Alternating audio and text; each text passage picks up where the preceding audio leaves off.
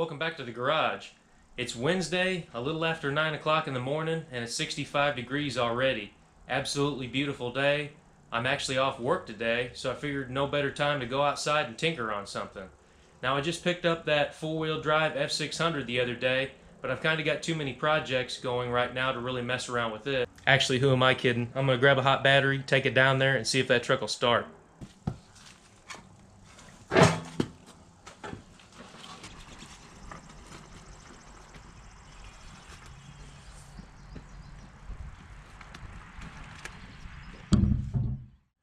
What an awesome world it would be to just take a project that's been sitting for about 10 years, put a battery in it, and it start right up. But it usually never works out like that. So anytime you're messing around with something that's set for a while, you really need to check it over and see if it's a good idea to even try to turn it over. You know, is there any kind of wasp nest or mouse nest inside of the air cleaner? I need to take the air cleaner off and check in the carburetor, see if there's a mud dauber nest or anything like that in there. Probably a good idea to pop this distributor cap off, take some fine sandpaper and sand on the points just a little bit, and do a few other things. Check the oil, obviously, see if there's any antifreeze in it, and maybe if all those check out, you can put a battery in it, try to start it up. Antifreeze. Let's check and see what it looks like, if there's even anything in here. This cap will come off. Well, you might not be able to pick that up on camera. I doubt you can with the sun shining in here. But it's just a little bit low, but I can see it over the top of the fins, so we're good on that. So I get the cap back on. Let's try checking the oil in this.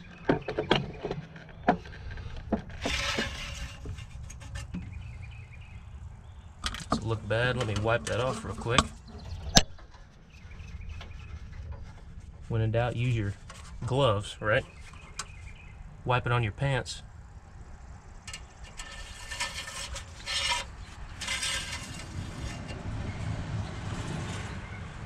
Oil's a little bit over the safe mark, but it doesn't look half bad. It's not completely black or look like a milkshake at all, so we're good on that. Time to pop this air cleaner off, see what kind of nests are under there. Probably the critters have gotten to it, I would imagine. You gotta love these old trucks just for the fact that you can sit under the hood. There isn't a million different wiring harnesses and vacuum lines in the way. You can sit right under the hood and work on them, even if it's raining outside or if the sun's beating down on you.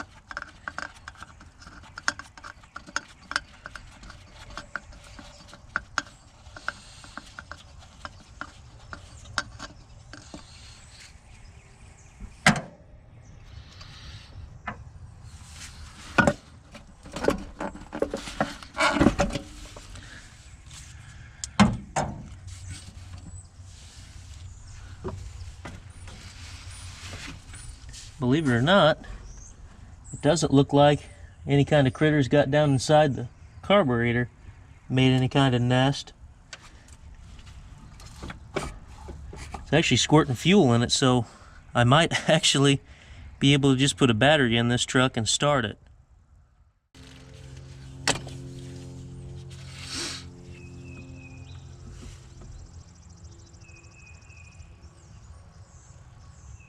They really don't look too bad. I'm almost positive the camera's not picking that up. But I'm going to go and grab some sandpaper just to be sure that they're cleaned up good enough for this thing to start. Give it one less reason why it wouldn't. Okay, I grabbed some sandpaper. I'm going to try to clean this contact a little bit. It's 220 grit sandpaper. You should probably use a little bit something more fine than this, but as long as I'm not too aggressive, I should be perfectly fine.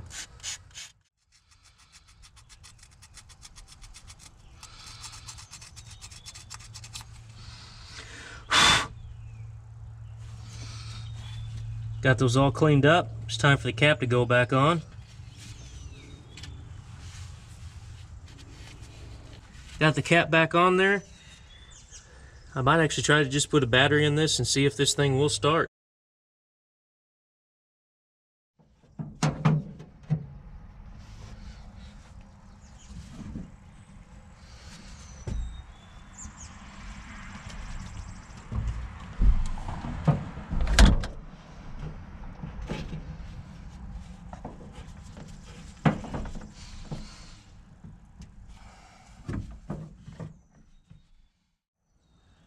I got the battery all hooked up. Fuel looks good.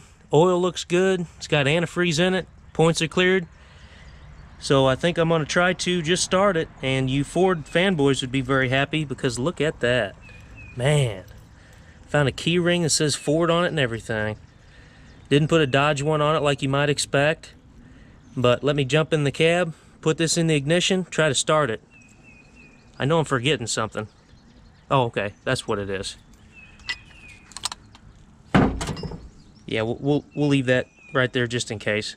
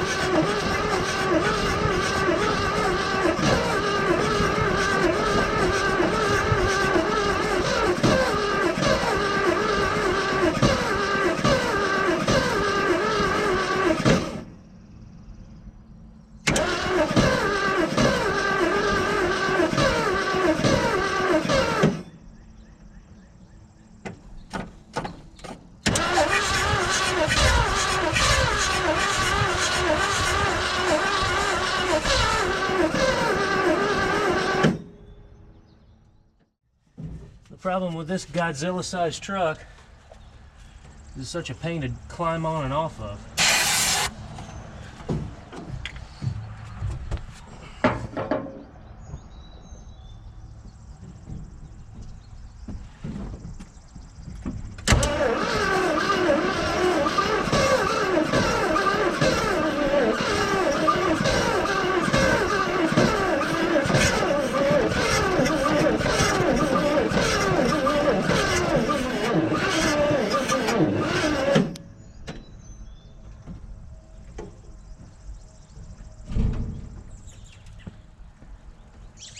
Well, that did not work out very well.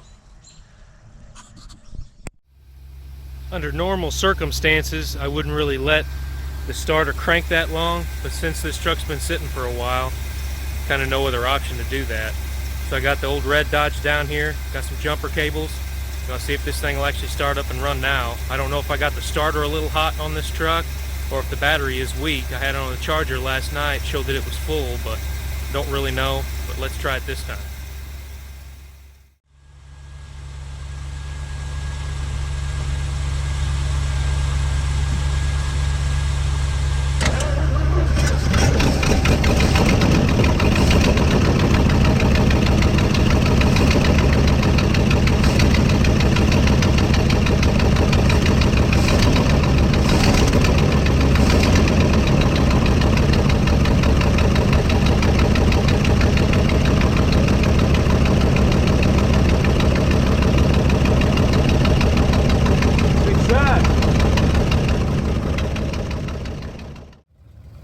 Alright, that's awesome. Got it running.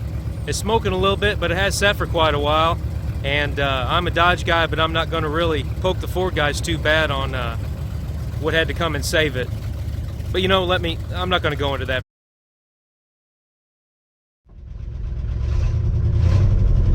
The truck's got a little bit of lifter noise to it, but it has sat for quite a while. But just because it starts up and runs doesn't mean that I should take it for a drive. But I'm gonna.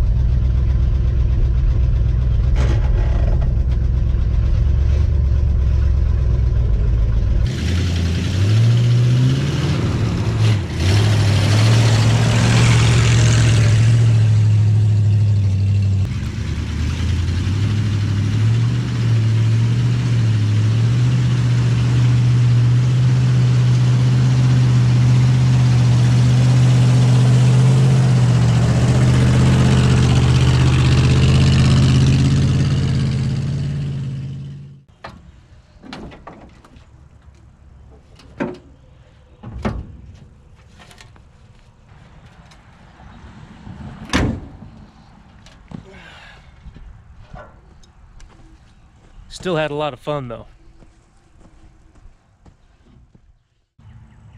A little bit about this truck before I go too in depth. I plan on doing another video comparing both of these trucks together this four-wheel drive one in my rollback, but I wanted to go over this truck a little bit more and tell you a little bit about it.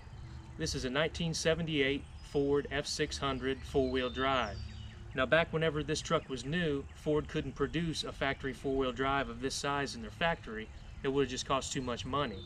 So this truck was sent to a place called the Cranes Body Corporation, and it was in St. Louis.